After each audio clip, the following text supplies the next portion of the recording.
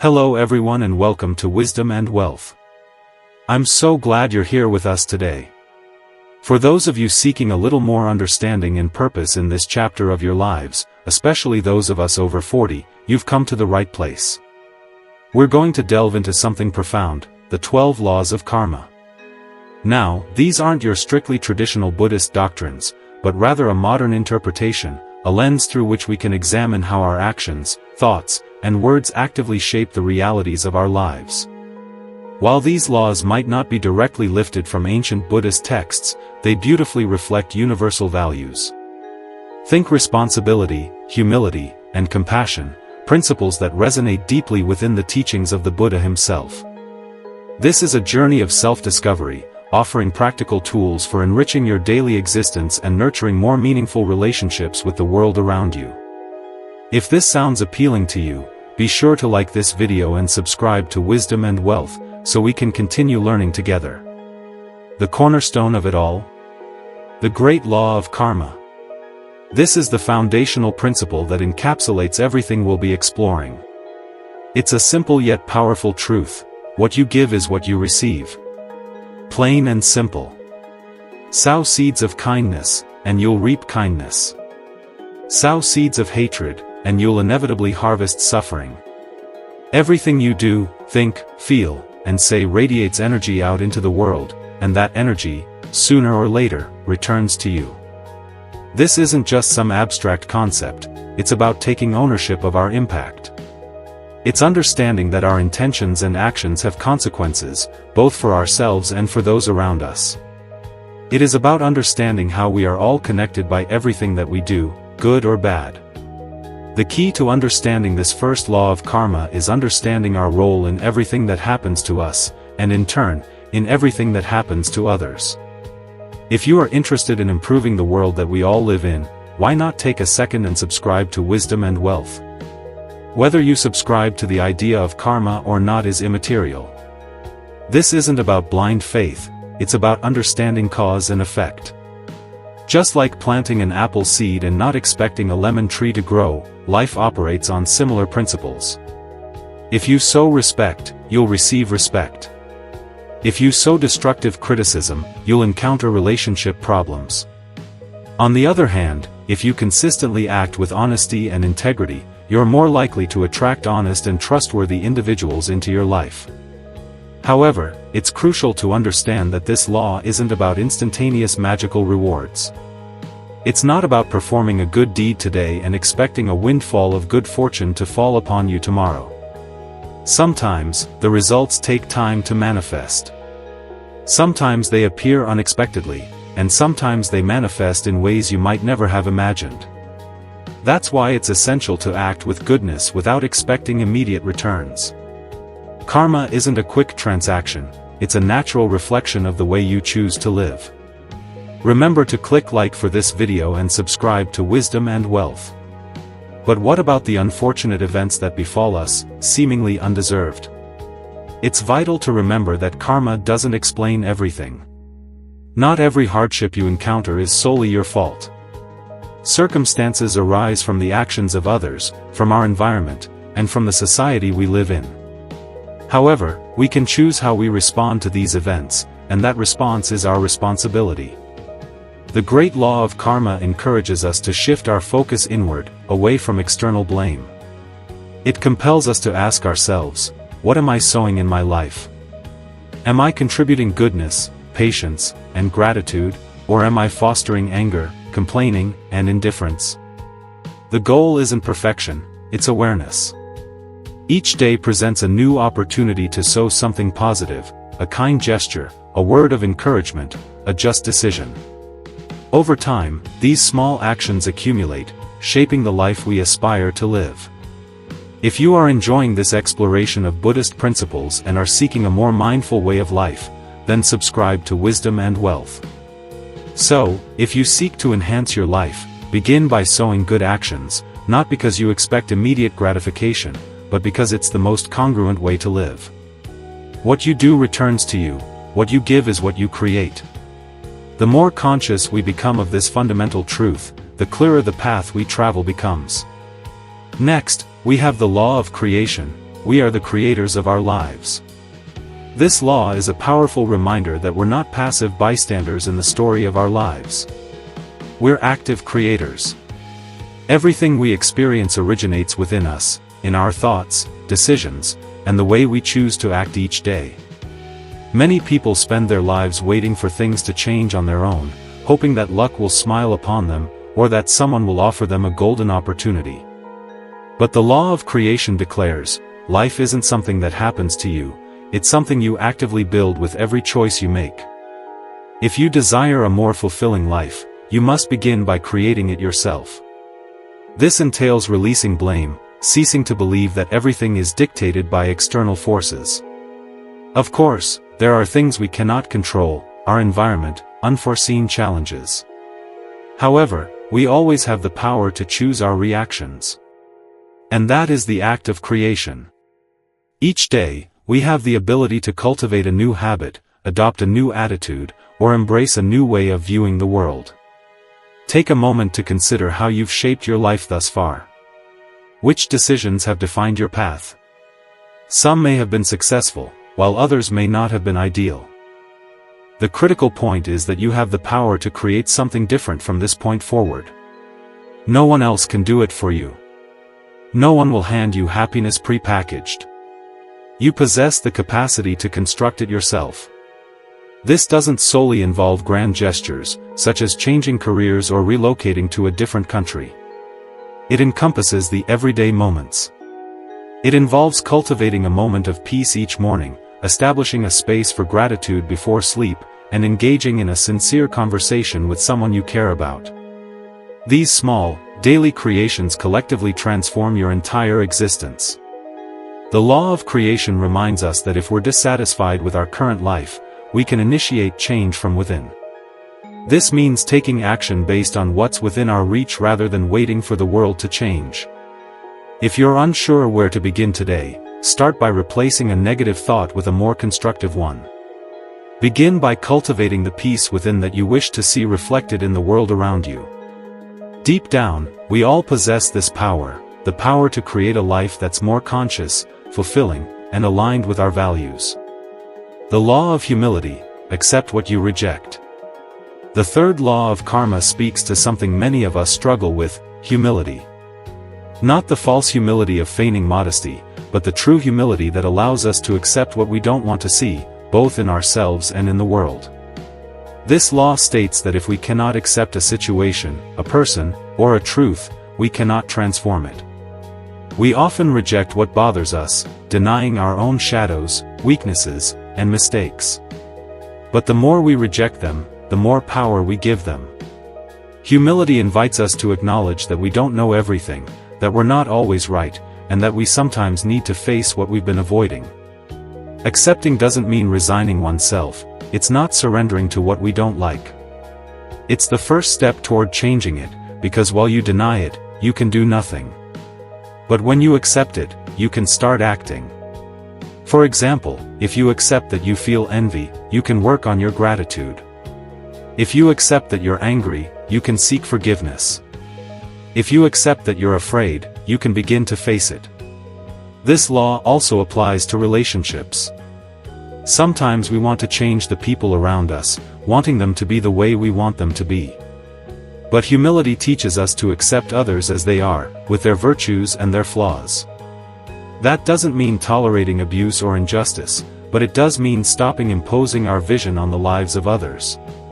When you practice humility, you become lighter, you stop fighting against everything that doesn't fit your expectations.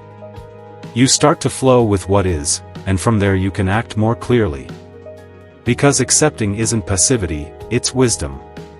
And of course, this acceptance is also with yourself, accepting that you're not perfect, that you make mistakes, that you have limitations, but also that you have strengths, talents, and light. It's from that humility that we can grow, because we recognize both our shadows and our light. So when something bothers you a lot, ask yourself, what part of this am I rejecting? What is it showing me about myself? And from that question, with humility, start transforming your life. The law of growth: the change starts in you. The fourth law of karma teaches us something essential: if you want the world to change, you must change first. We often spend our lives complaining about what we don't like, hoping that people, circumstances, or even fate will do the work for us. But this law is clear. The only place where you can truly generate transformations is within yourself. All growth begins with a personal decision, changing your thoughts, your emotions, your habits. You can't control what others do, but you can control how you react, what attitude you choose each day, how you face problems, and what energy you bring to the world. And this doesn't mean you have to be a completely different person overnight. Personal growth isn't a forced change, but a natural process that happens when you decide to live more consciously, changing a negative habit, learning to listen more and judge less, being more patient when things don't go as you expect. Those small actions repeated day after day are what generate deep growth. This law also reminds us that we can't seek outside what we haven't cultivated inside. We can't demand peace around us if there's conflict within us. We can't expect true love if we haven't yet learned to love ourselves. The outside world is a reflection of our inner world, and that's why it's so important to stop making excuses. You can't change your past, nor can you control all the circumstances, but you can decide what you do today with what you have.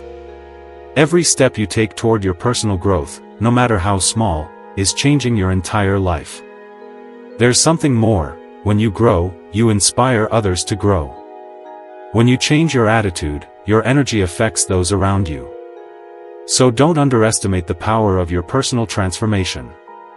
You don't have to convince anyone or change the whole world. You just have to start with yourself. The law of growth is a constant reminder that true change doesn't come from outside, it comes from within.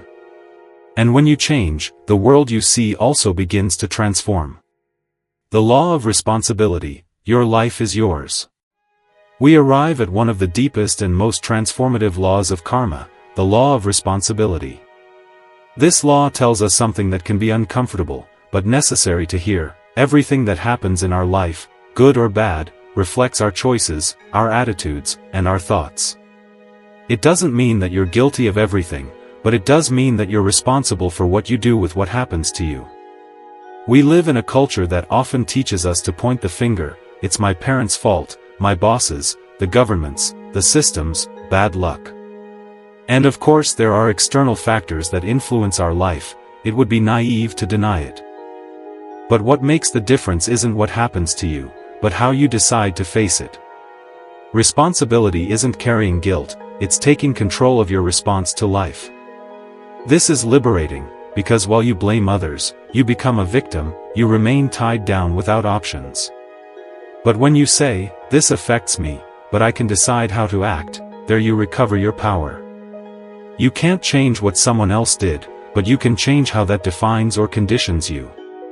The law of responsibility invites us to look inward. What part of me is creating this conflict? What attitude of mine is maintaining this situation? How do I contribute with my words or with my silences to keep this the same? And this look can hurt, because it shows us things we prefer not to see, but it's the only path toward personal freedom. For example, if you always have problems in your relationships, you might think that the problem is other people. But if you stop to reflect, maybe you'll discover that you repeat patterns, you always look for the same type of people, you react the same way to certain situations, you don't communicate what you feel. And then you realize that there's your part, your responsibility, and it's from there where you can start to change. Being responsible doesn't mean that you have to do everything alone, nor that you can't ask for help. Quite the opposite. Being responsible is recognizing that you decide what you do with what happens to you, but it's also knowing how to surround yourself with people who add to you, who accompany you, who inspire you. And something key, responsibility is also with yourself, with your needs, your limits, your well-being. Sometimes we're responsible with everyone, but we forget about ourselves. The law of karma reminds us that taking care of yourself is also your responsibility, because if you're not well, you'll hardly be able to give your best to others. Living from responsibility isn't always easy, but it's the path that allows you to stop living on autopilot and start creating a more coherent, more authentic, and freer life. Every day you have the opportunity to ask yourself, what can I do today to improve this situation? And that question by itself already changes your perspective. The law of connection, everything is united. The sixth law of karma opens our eyes to a truth that we often overlook: nothing in this world is separate. Everything that exists, from the largest to the smallest, is connected in ways that we sometimes cannot see, but that are always present. This law tells us that every action we take, every word we say, and every thought we have generates an impact on the invisible fabric that unites all life. We live thinking that our decisions only affect us, as if we were islands separate from the rest of the world. But the reality is that everything you do has a direct or indirect consequence on others. When you treat someone well, that person can treat another better, and so on. When you act with injustice or indifference, that also generates a chain that keeps moving forward. You may not see it immediately, but the effect is there. The law of connection also shows us that there are no insignificant acts.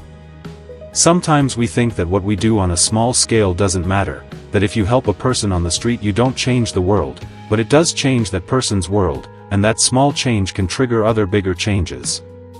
The same thing happens with words of encouragement, with gestures of generosity, with the conscious decisions we make every day. And there's something deeper: this connection isn't only between people, it's with nature, with animals, with the entire planet. Everything is linked. When you pollute the water, when you waste resources, when you damage the environment, you're damaging the common home of everyone. And when you take care of the earth, when you respect life in all its forms, you're contributing to a balance that benefits generations that you won't even know. This law also speaks to us about the connection with the past and the future. Everything we are today is a result of what we've done before. Our past decisions, our experiences, our wounds and learnings have brought us here, and what we do today will be the seed of our future. Nothing is isolated. Everything is united by a chain of causes and effects that goes through time. But the most important connection is with yourself. We often look for connection outside, but we're disconnected inside from our values, from our emotions, from our true intentions. This law reminds us that when we're aligned inside, we can also connect in a healthier way with others. Because if there's chaos inside, there will be conflict outside. But if there's peace inside, outside will be able to sow harmony. So when you feel that your acts have no importance, remember this law. Everything you do, even if it seems small, is connected with something bigger. And every time you choose to act with kindness, you're strengthening an invisible network that unites all beings. This law invites us to live with more awareness of our actions, knowing that we're not alone, that our decisions have a real weight in the world, and that every day we have the opportunity to choose what type of energy we're contributing to that great network that connects us all. The law of focus: choose where you put your energy. The seventh law of karma brings us a simple but powerful message: where you put your attention, you put your energy, and where you put your energy, that grows. That's simple and that deep. This law tells us that if you try to focus on too many things at once, you'll end up scattered, exhausted, and without clear results. But if you choose well what to concentrate on, you can transform any aspect of your life. We live in a world that bombards us with distractions: social media, notifications, other people's opinions, external expectations.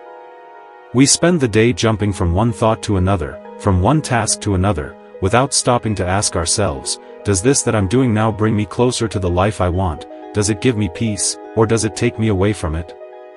The law of focus reminds us that our mind is like a flashlight. Where you point the light, that's what you're going to see clearly. If you focus your mind on the problems, you'll only see obstacles. But if you focus your mind on the solutions, you'll start to see paths. If you only think about what you lack, you'll feel empty. But if you're grateful for what you have, you'll experience fullness. And here there's something important. This law doesn't say that you ignore the negative, or that you live in a bubble of positivism. Pain exists, difficulties exist, but if you get trapped only in that, your life will fill with suffering. The key is to consciously choose where you put most of your energy. Do you want to feed the complaining, or the gratitude? Do you want to focus on the fear, or on the action? This law also speaks about the present. If your attention is all the time on the past, reliving errors or nostalgias, you stagnate. And if it's all the time on the future, worrying about what hasn't happened yet, you fill with anxiety. You can only act in the present, you can only sow the positive karma now, in this instant. Besides, the focus creates habits. What you repeat day after day forms your character. If you focus your energy on cultivating patience, little by little you'll be more patient. If you focus on criticizing, little by little you'll see defects in everything and in everyone. So ask yourself what type of person I want to be, and then focus on thoughts, words, and actions that build that version of you. Another important thing is that the focus also protects your energy. You can't say yes to everything, nor attend to all the problems in the world. You need to set limits, decide where it's worth investing your time and your effort. It's not selfishness, it's wisdom, because when you're well, you can give your best to others. But if you wear yourself out on everything, you won't have anything to offer. In conclusion, the law of focus teaches us that what you feed grows.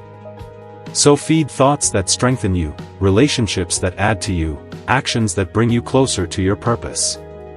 Don't let the noise of the world decide for you. You choose where you put your gaze and your energy every day.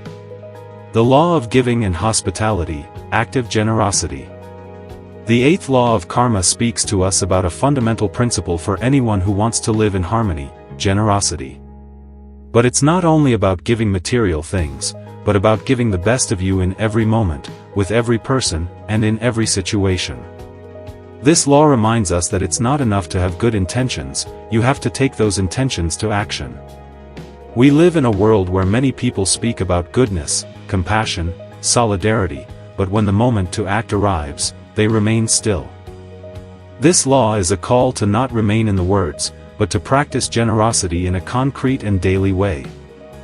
Because karma doesn't respond to what you think, or what you plan, but to what you do. And here we're not talking only about great donations, or heroic gestures. True generosity starts in the small, in how you listen to someone who needs to vent, in how you share your time with whoever feels alone, in how you help whoever can't return you the favor. Those simple actions, when they're done from the heart, generate a deep impact. This law also includes hospitality. And we're not talking only about opening the door of your house, but about opening your heart, your mind, your time. Being hospitable is being available for others, not from obligation, but from the desire to create a safe and kind space for whoever needs it. Sometimes it's enough with a smile, with a kind word, with a silence that listens instead of judging. But this law also reminds us something key: giving doesn't mean emptying oneself. It's not sacrificing yourself until you're left without strength. True generosity is sustainable. You give from what you have, from your fullness, not from the lack. Because if you don't take care of yourself, if you don't nourish yourself emotionally, if you don't maintain your balance, there will come a moment when you won't be able to give more. And it's important to understand that karma doesn't only move when you give material things, also when you give time, when you give respect, when you give comprehension. Sometimes a gesture of empathy has more value than any costly gift, because the energy with which you give is what truly counts. Besides, the law of giving and hospitality teaches us that we shouldn't expect anything in return. Karma isn't a commercial transaction. You don't give to receive, you give because it's your way of contributing to the world. And curiously, when you give without expecting, life ends up returning you much more than you imagine, in ways that you don't even recognize sometimes. But there's something deeper here.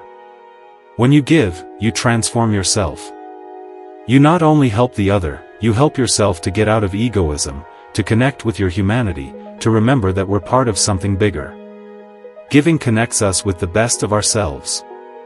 And lastly, this law invites us to revise if our actions are aligned with our values, because it's no use to talk about love if we don't practice it, nor it serves to preach about compassion if we're indifferent to the suffering of others.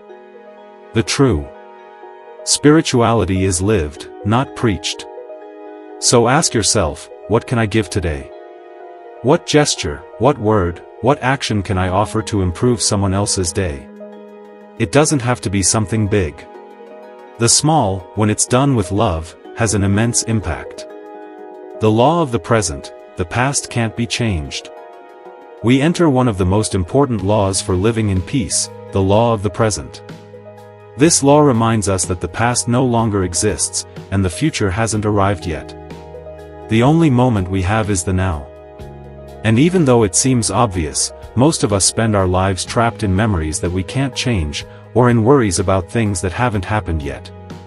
How many times have you stayed thinking about what you could have done differently? How many times have you filled with guilt, with regret, or with sadness for errors of the past? The curious thing is that the past already ended.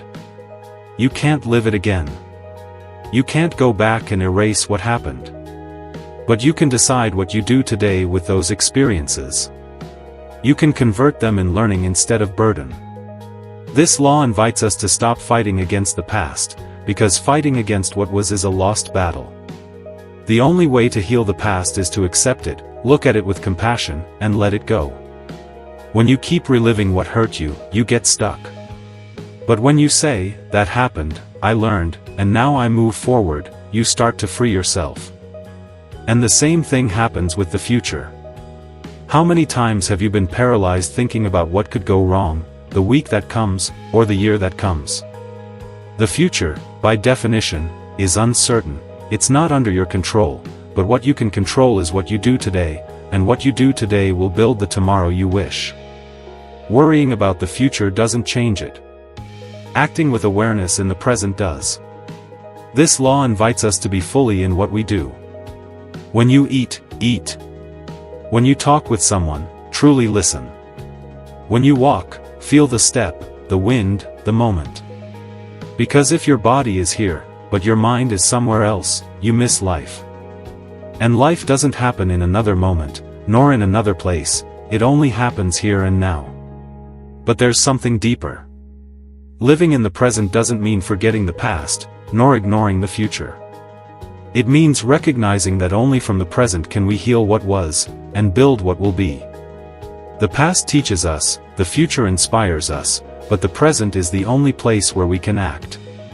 The law of the present also helps us to free ourselves from the labels. Many times we define ourselves by what we did, or by what they did to us. I'm like this because they failed me in the past. I can't change because I've always been like this. But the present gives you the opportunity to reinvent yourself. You're not your past, you're what you choose to be today. Every day you can start again.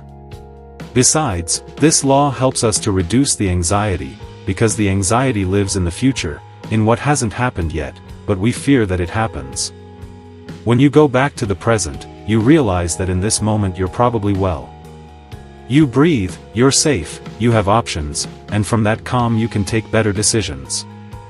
Living in the present is a daily training. The mind tends to go to the past or the future because there it finds excuses or fears. But every time you bring it back to the now, you strengthen your inner peace. It's not something you achieve once and that's it. It's a habit, a constant practice.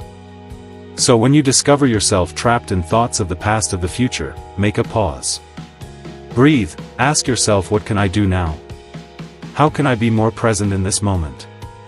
Because it's here, in this instant, where your life truly happens. The law of change, learn from repetitions. We arrive at one of the deepest laws of karma, the law of change. This law reveals to us an uncomfortable truth. If we don't learn the lesson, life will repeat it to us again and again. Changing isn't a question of luck, nor of waiting for things to be different alone. The real change happens when we understand why we're living certain experiences and we decide to act in another way. How many times have you felt that you always attract the same type of problems? It can be a relationship that ends in the same way, a job where you repeat the same conflicts, or situations that make you feel equally frustrated. This isn't coincidence. Life, the karma, is showing you patterns that you need to see, because while you don't recognize them and face them, they'll keep repeating themselves. This law says that the exterior change is only possible when there's an interior change. It's not enough to change partners, cities, or jobs if you carry with you the same fears, the same insecurities, and the same ways to react. You can change the scene, but if you don't change, the same stories will appear again. And here there's something important. Life doesn't punish or reward. Life teaches. Karma doesn't repeat the situations to you so that you suffer, but so that you learn. It's like a patient teacher that repeats the lesson until you comprehend it. And once you understand it, it's no longer necessary for it to happen again. But the true change doesn't happen only by understanding it mentally. It happens when you do something different, when you decide to react in another way, when you let go of what hurt you, when you choose love where you used to choose fear. There starts the true change, not outside, but from inside. Sometimes we believe that changing is difficult, but the most difficult is to remain trapped in the same, repeating the same pain again and again. Changing is an act of courage because it forces us to get out of the known, even if that known hurts us. But when you take the step, when you dare to live in another way, you start to see that the change isn't only possible, but necessary. And another important thing, the change doesn't happen overnight. It's a process. One day you take a small step, and the next day you take another. Some days you go back, but then you move forward again. The important thing is to not give up, to not remain still, waiting for things to change alone. Karma invites you to take conscious action every day. It's also necessary to say that the change isn't always comfortable. Sometimes it implies leaving behind people, places, or habits that no longer add to your life. And even if it hurts, it's necessary to be able to grow. You can't start a new chapter if you keep rereading the previous one.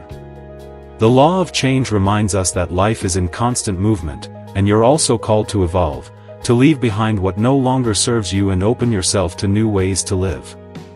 So when you feel that something is repeating in your life, stop and ask yourself, what haven't I learned yet? What can I do different this time? The change is possible when you stop blaming others and start to look inside of you, when you make yourself responsible for your happiness, and you take decisions aligned with what you truly wish to be. So don't be afraid of the change. It's the sign that you're alive, that you're growing, that you're building a more authentic version of yourself. Music, the law of patience and reward, everything comes when it should. We enter one of the wisest and most challenging laws of karma, the law of patience and reward. This law reminds us that everything we sow, sooner or later, bears fruit. But that fruit doesn't arrive when we want it to, but when it should arrive. We live in an accelerated society where we want immediate results. We sow today, and we're already looking at the clock, waiting for there to be an entire forest tomorrow. But life, the karma, doesn't work like that. Patience is the trust in the process. It's the certainty that if you do things well, if you act with awareness, if you choose the correct path, even if you don't see immediate results, those results are on their way. But of course, being patient in a world that pushes us to hurry, to immediacy, is almost a revolutionary act. How many times have you felt that you do things well, that you put your best intention, your effort, your dedication, and nevertheless things don't go as you expected? Maybe you've helped others and you haven't received gratitude, or you've worked hard for a dream and it seems that you don't advance. In those moments, the temptation is to give up, to think that nothing makes sense. But here enters the law of karma. Everything you do with the correct heart, even if you don't see the result now, is sowing something that will bloom in due time. The problem is that many times we want to control the when and the how. We want things to happen and in our way, but life doesn't always follow our calendar. Sometimes, for something to mature, it has to go through stages that we don't see, through invisible processes that prepare the ground so that the fruit is bigger and more solid. Patience also teaches us to enjoy the road, not only to obsess with the goal. Because if you only live waiting for the final reward, you miss all that the process has to teach you. Each step, each intent, each error, each pause is part of the journey, and are also valuable.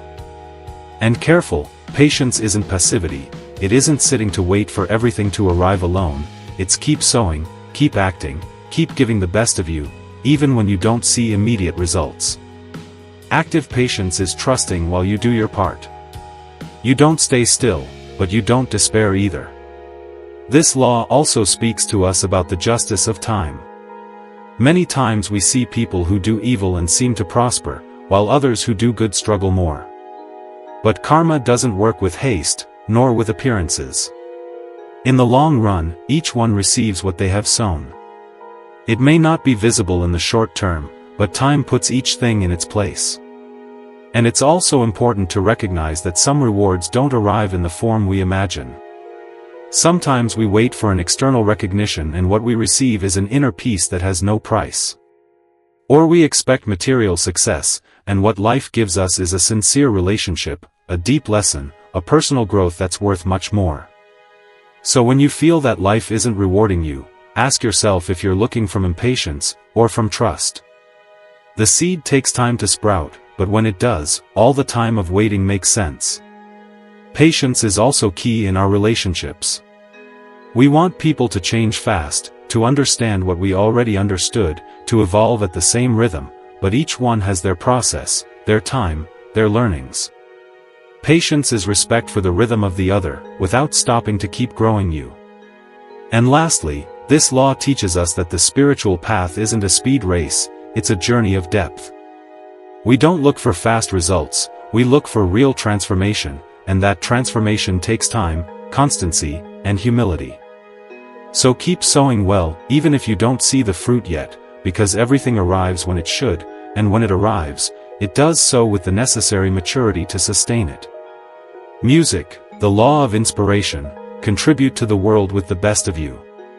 We arrive at the last law of karma, the law of importance and inspiration. This law reminds us something fundamental. Each one of us has a purpose, a unique contribution to make in this world. We're not here by chance, nor by error.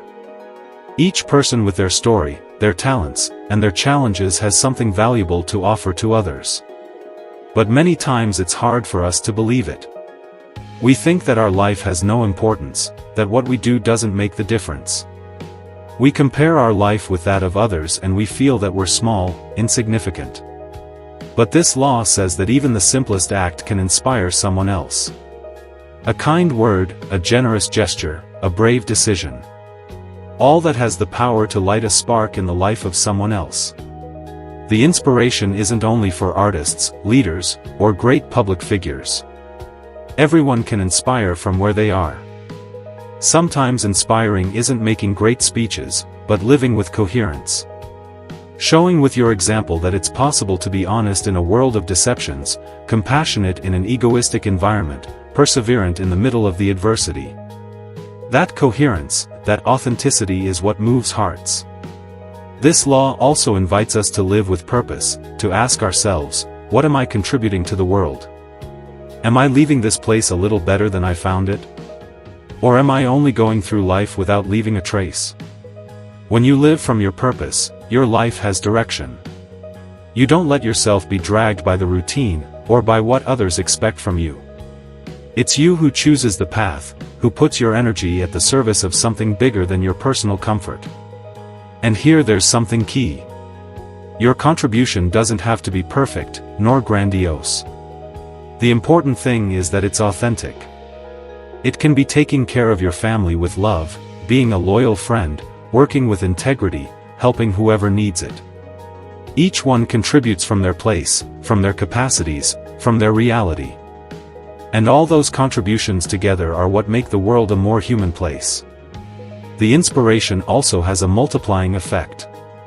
When you live with passion, with surrender, with clear values, you inspire others to do the same, and those others, in turn, inspire more people. That's how a chain of transformation is created that transcends the individual. But careful, this law doesn't speak about living to please others, nor to receive recognition. It speaks about living in a way that when you look back you can say, I gave the best I had, I contributed what I could, I lived with sense. The true reward is the inner satisfaction of knowing that your life had meaning.